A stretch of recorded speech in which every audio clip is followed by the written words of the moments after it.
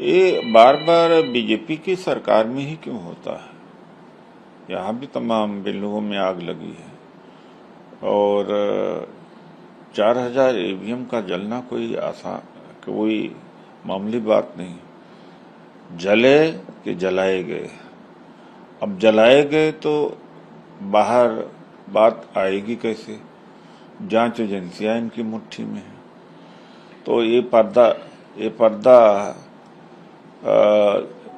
उठेगा नहीं लगता है। पर्दा कभी सकता है 10-20 साल के बाद या 29 में जब चुनाव हारे, वरना तो पर्दा गिरा रहेगा। कहा जा रहा है कि राहुल गांधी ने इंडिया ब्लॉक के नेताओं से कहा कि चुनाव में 100% धांधली हो रही है।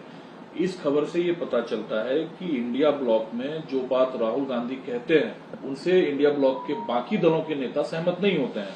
राहुल गांधी ने कहा कि आप लोग प्रोपेगेंडा प्रचार में ना फंसे। बीजेपी का जो प्रोपेगेंडा प्रचार है उसमें आरजेडी है, उसमें अखिलेश यादव है, उसमें टीएमसी है। तो क्या ये जो चुनाव में धांधली के आरोप है खासकर राहुल गांधी के, उससे सहयोगी दल या उनके नेता इत्तेफाक नहीं रखते हैं? अगर उस समय बात मान लिए होते सहयोगी दल तो भुगतना न पड़ता। जब वोट चोरी के खिलाफ अभियान चला रहे थे राहुल गांधी जी, तो तभी ये सचेत हो गए होते।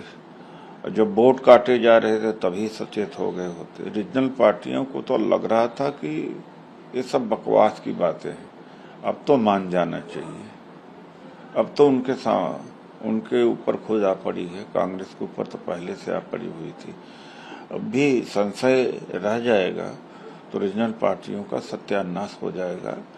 और किस तरह से बीजेडी का हुआ, टीएमसी का हुआ, शिवसेना का हुआ, अब तो मानना ही पड़ेगा। बात राहुल गांधी जी के मानने की बात नहीं। राहुल गांधी जी फैक्ट्स कह रहे हैं, सच्चाई कह रहे हैं, उसको तो मानना पड़ेगा। और सच्चाई से मुंह मोड़ कैसे सकते?